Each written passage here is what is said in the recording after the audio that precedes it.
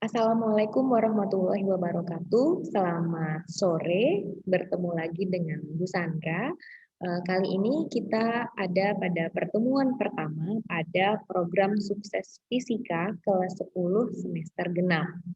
Pada pertemuan yang pertama ini kita akan membuka dengan mempelajari materi-materi apa saja sebagai bahan persiapan untuk pendidikan lanjut kalian, baik itu persiapan untuk universitas dalam negeri, universitas luar negeri, maupun sekolah kedinasan.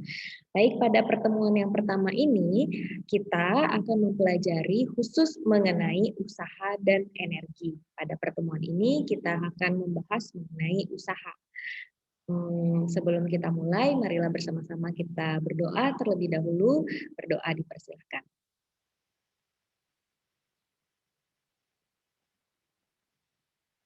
Berdoa selesai, sekarang kita akan mulai membahas mengenai konsep dari materi fisika kelas 10 semester genap, yaitu usaha.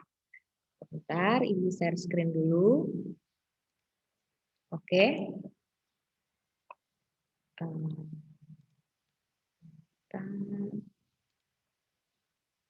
Kita share screen kan ini.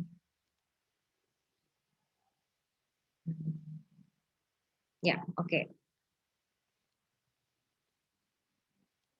Baik. Hari ini kita akan masuk kepada materi yaitu usaha. Usaha. Apa sih usaha? Kalau dalam konsep fisika, kata-kata usaha itu sudah tidak asing lagi ya buat kita.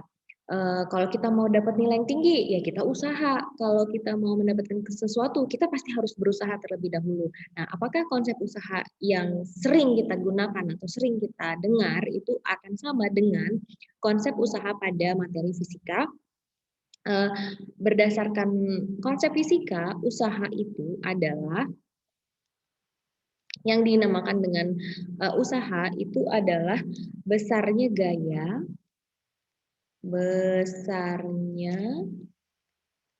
gaya yang diberikan untuk memindahkan suatu objek atau benda. Oke, jadi di sini ada kata kunci. Sebentar. Di sini ada kata kunci yaitu memindahkan. Syaratnya, syarat dikatakan benda itu memiliki usaha itu ketika gaya yang diberikan pada benda tersebut itu mampu untuk memindahkan bendanya dari satu posisi ke posisi yang lain. Jadi dari satu tempat, misalnya satu tempat A dipindahkan ke posisi B. Jadi ada perpindahan dari posisi A ke posisi B. Nah, syaratnya adalah adanya perpindahan. Gaya yang diberikan pada benda itu mampu untuk membuat bendanya berpindah dari posisi A misalnya ke posisi B. Nah, berapa usaha yang dikenai atau dikerjakan pada suatu benda untuk bisa mengetahui berapa usaha yang terdapat pada perpindahan satu benda itu kita bisa dapat dari usaha W sama dengan F dikali S. Jadi usaha itu kita dapat peroleh dari F dikali S. Kenapa? Karena tadi konsepnya besarnya usaha itu adalah besarnya gaya yang diberikan untuk memindahkan suatu objek atau suatu benda. Maka di mana W ini adalah usaha, satuannya joule, kemudian F itu adalah gaya tadi ya, Konsep dari usaha adalah besarnya gaya yang diberikan, maka F ini adalah gaya, satuannya Newton atau N, kemudian S adalah perpindahan. Baik, satuannya meter. Mengingat kembali ya, pada materi semester ganjil kemarin, kita sudah betul-betul membahas mengenai perbedaan dari jarak dan perpindahan.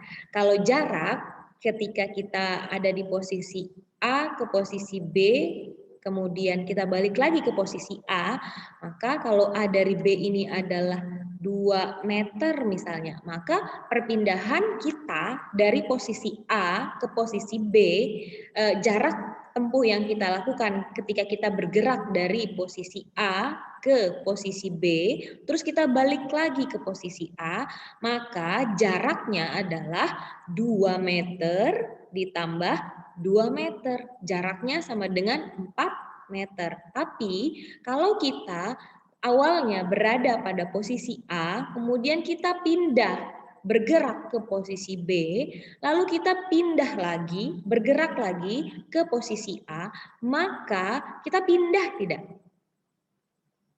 Ya, kita tidak pindah. Kenapa? Karena posisi awal dan posisi akhir itu berada pada posisi yang sama. Maka kalau yang dimaksud dengan usaha ini bukanlah jarak, tapi perpindahan. Jadi perpindahan dari posisi awal terhadap posisi akhir. Bagaimana berapa jauh posisi awal ke posisi akhir dari pergerakan satu benda. Nah, itu yang dinamakan dengan perpindahan, satuannya meter. Usaha sendiri ada beberapa kondisi-kondisi di mana kita bisa menyelidiki usaha dari satu benda. Yang pertama, bentar. Oke.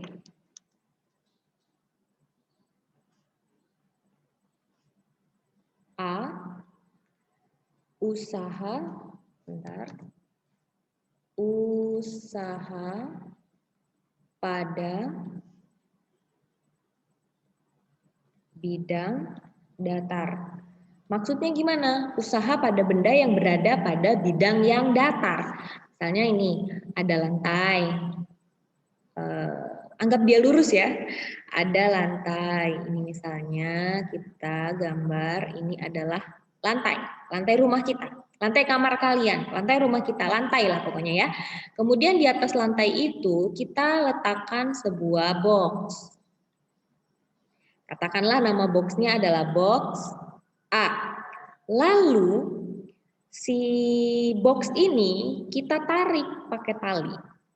Nah, kita berikan gaya tarik di sini sebesar misalnya 5 Newton. 5 Newton. Sehingga kita tarik kan ya, kita tarik nih boxnya. Sehingga box itu berpindah ke posisi ini.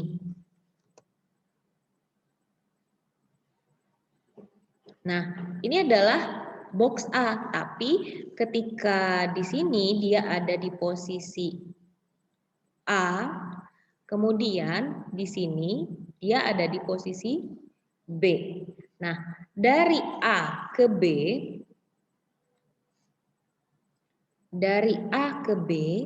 inilah yang dinamakan dengan perpindahan. Dia pindah boxnya sejauh misalnya 2 meter deh. Jadi box A ini kita berikan gaya tarik sebesar 5 Newton sehingga boxnya bergerak atau berpindah dari posisi A ke posisi B sejauh 2 meter. Maka dengan peristiwa ini kita bisa mencari berapakah besar usaha yang dikerjakan oleh box A ini atau yang dikenai kepada box A ini.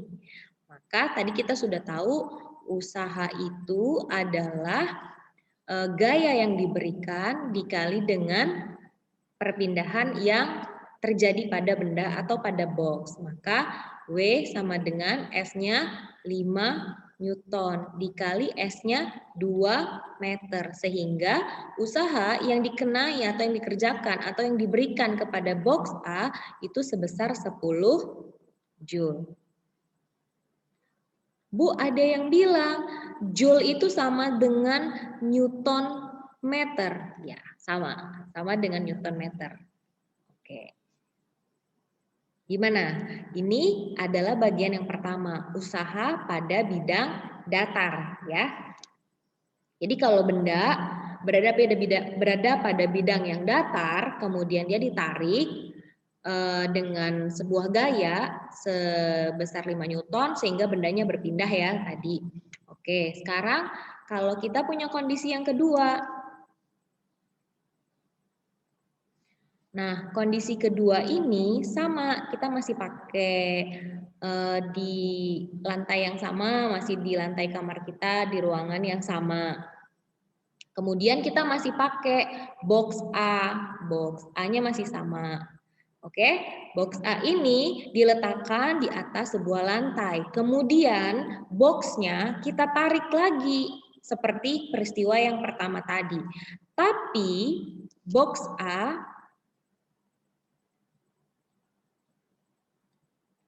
kita tarik dengan gaya yang sama sebesar 5 Newton, arahnya ke sana.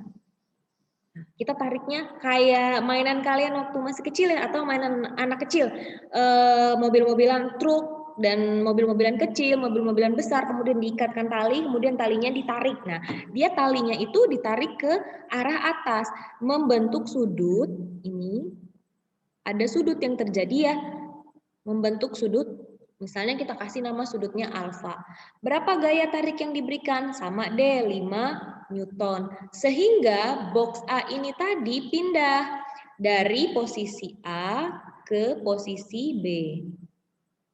Ini masih sama ya, masih sama-sama box A, tapi dia juga berpindah dari posisi A ke posisi B. Sejauh berapa? Sama, dari A ke B itu sama-sama perpindahannya 2 meter. Dengan gaya yang sama, dengan perpindahan benda yang sama, tetapi arahnya berbeda. Jadi arahnya berbeda ya. Ini kalau yang peristiwa pertama, dia benar-benar sejajar dengan bidang. Sedangkan kalau ini membentuk sudut terhadap bidang yang terhadap lantai ya kalau kita ini kan. Nah, sejauh alfa, misalnya sudut alfanya itu dia membentuk sudut 60 derajat misalnya. Dia membentuk sudut 60 derajat, maka pertanyaannya berapa usaha yang dikenai atau diberikan kepada box A sehingga box A itu bisa bergerak, bisa berpindah sejauh 2 meter.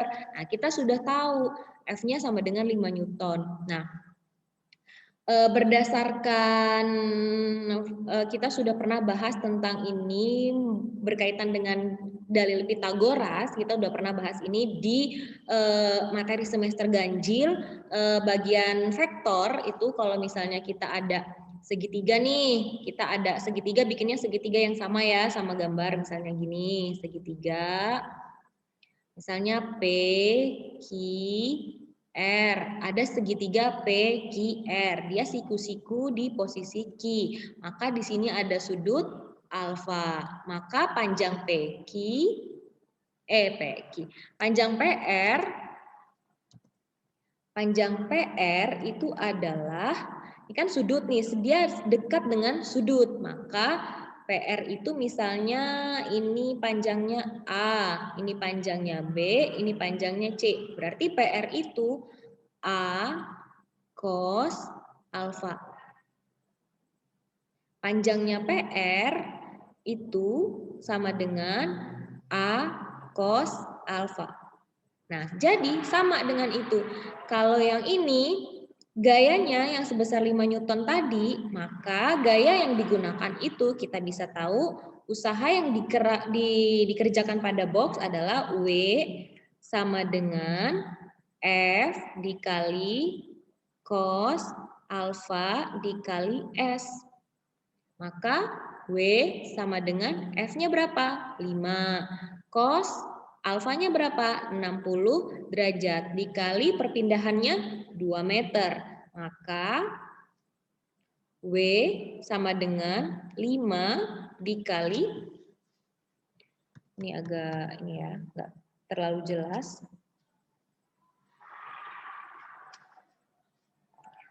5 dikali cos 60 setengah dikali 2. Maka usaha yang diberikan atau dikenai kepada box A itu sebesar, ini bisa kita coret ya. Maka 5 Newton. Nah, kalau tadi 5 Newton meter atau 5 Joule. Nah, dari kondisi atas, kondisi awal, ini misalnya Bu kasih kondisi A, dan ini adalah kondisi B, dengan besar gaya yang sama, perpindahan yang sama, dengan box yang sama, dengan lantai yang sama, tapi diberikan atau dilakukan arah gaya yang berbeda, maka usaha yang terjadi pada box atau usaha yang terjadi pada benda itu juga akan menjadi berbeda. Gitu ya? Oke. Baik. Selanjutnya, ini kan kalau misalnya tadi yang bagian A adalah usaha pada bidang yang datar. Nah, sekarang usaha pada bidang datar ini ada dua kondisi. Ada kondisi A dan ada kondisi B. Sekarang kita masuk kepada usaha pada bidang miring. Kalau bendanya tadi kita taruh di atas permukaan lantai, kalau yang ini kita taruh di atas permukaan yang bidangnya bentuknya miring. Yang B, usaha pada bidang miring. Usaha pada bidang miring itu bagaimana? Misalnya gini, ada, nah bidangnya, ada satu bidangnya miring. Kemudian di bidang ini kita letakkan satu buah box, misalnya sama deh boxnya box A juga namanya. Kemudian box A ini dia terletak pada satu bidang miring A, B, C, di mana panjang AC itu misalnya berapa ya? 5 meter. Oke, 5 meter. Kemudian alfanya itu misalnya 30 derajat. Nah, di sini ada alfa. 30 derajat. Maka pertanyaannya, dengan box yang berada pada posisi bidang miring ini, kalau kita tidak apa-apakan, kemudian bidangnya itu licin, maka sudah kita bisa bayangkan ya bahwa boxnya akan meluncur ke bawah dengan arah pergerakannya ke sini ya. Oke, dengan arah pergerakan yang ke situ, ke bawah, serong ke bawah. Nah, maka kita bisa tahu, kita bisa cari berapa usaha yang dilakukan oleh benda box A tadi terhadap bidang miringnya. Berapa usahanya? Itu kita bisa cari. Caranya gimana? Caranya misalnya nih, jika massa boxnya itu kita bilang 5 kg. Oke, kemudian percepatan gravitasi nih, karena dia bendanya bergerak, maka akan ada percepatan gravitasi. Misalnya percepatan gravitasinya 10 meter per sekon kuadrat. Oke, maka kalau ada jika, maka ada maka ya. Maka usaha yang diberikan atau dikenai pada benda box A itu adalah di usaha sama dengan F dikali S. Persamaan umumnya ya. Usaha sama dengan S dikali S atau gaya dikali perpindahan. Nah, gaya apa yang bekerja pada benda box A pada bidang miring ini? Pertanyaannya adalah gaya apa nih yang ada atau yang terjadi atau yang dialami oleh box A ketika berada pada bidang yang miring. Maka W sama dengan, untuk ke sana kita harus uraikan dulu gaya-gaya yang bekerja, arah gaya-gaya yang bekerja pada benda yang terletak pada bidang miring. Pertama nih, yang namanya benda pasti akan memiliki gaya berat. W sama dengan M kali G. Yang namanya benda ya, pasti dia akan memiliki gaya berat yang besarnya massa dikali gravitasi. Kemudian ada gaya berat yang arahnya selalu tegak lurus terhadap bidang atau tegak lurus terhadap bumi. Maka di sini ada lagi nih W, kan ini kita kasih ini. Kalau alfanya di sini, maka alfa di sini akan sama dengan alfa di sini. Nah, ini alfanya. Maka di sini adalah W sin alfa. Nah, gaya yang akan kita pakai untuk menghitung usaha adalah gaya yang searah dengan pergerakan arah benda. Oke? Sebagai catatan, gaya yang dihitung untuk mendapatkan besarnya usaha adalah gaya-gaya yang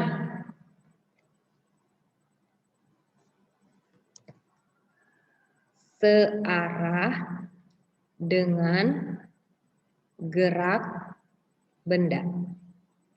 Oke? Maka kalau gitu gaya yang digunakan untuk menghitung usaha ini adalah apa? W sin alfa. Tidak ada gaya lain ya, tidak ditarik dia, tidak juga didorong. Maka hanya ada satu, yaitu W sin alfa dikali dengan perpindahannya. Maka sama-sama W, tapi ini adalah W usaha. W usaha itu W-nya besar dan runcing-runcing ya. W gaya berat itu lebih bundar. Itu M kali G kali sin alfa dikali perpindahan. Maka W sama dengan M-nya tadi kita udah tahu. Jika M-nya 5 kg, sedangkan percepatan gravitasi buminya 10, dan kita tahu bahwa alfanya 30, maka sin 30 dikali perpindahan dari C ke A itu adalah jarak AC sama dengan 5 meter.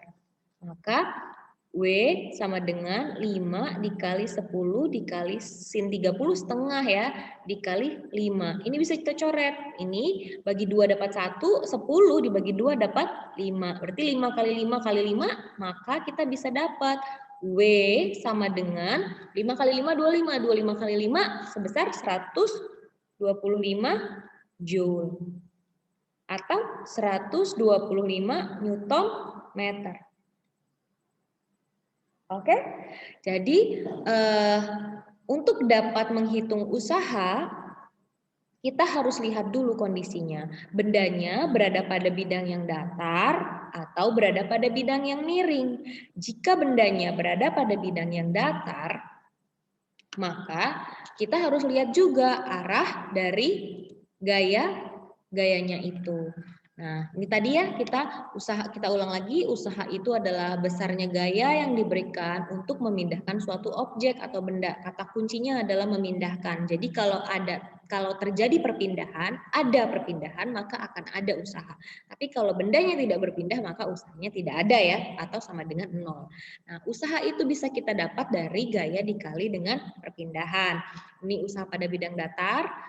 Kalau usaha pada bidang datar ada dua kondisi. Kalau yang pertama itu arah gaya yang diberikan kepada benda, bergantung pada arah gaya yang diberikan pada benda. Yang pertama arah gayanya searah atau sejajar dengan pergerakan benda. Sedangkan kalau ini dia membentuk sudut dari bidang datar yang menjadi tumpuan atau acuannya. Dia membentuk sudut sebesar alfa. Yang ini membentuk sudut sebesar alfa. Nah, kemudian kalau bendanya itu berada pada bidang yang miring, maka usaha yang diberikan atau usaha yang dilakukan kepada benda bisa kita hitung besarnya berapa, itu juga dengan menggunakan persamaan yang sama, W sama dengan F kali S. Hanya saja gaya yang dihitung untuk mendapatkan besarnya usaha adalah gaya-gaya yang searah dengan gerak benda, searah ya dengan arah dari gerak benda. Oke, demikianlah materi kita pengantar untuk submateri usaha pada hari ini. Selanjutnya silahkan kalian kalau misalnya belum begitu memahami, silahkan diulang-ulang lagi videonya. Kemudian untuk menguji apakah kalian benar-benar sudah memahami atau belum mengenai materi usaha ini, akan ada uji kemampuan diri 5 soal pada Google Form. Selamat mengerjakan, semoga berhasil ya Ibu. Cukupkan video kali ini. Assalamualaikum warahmatullahi wabarakatuh.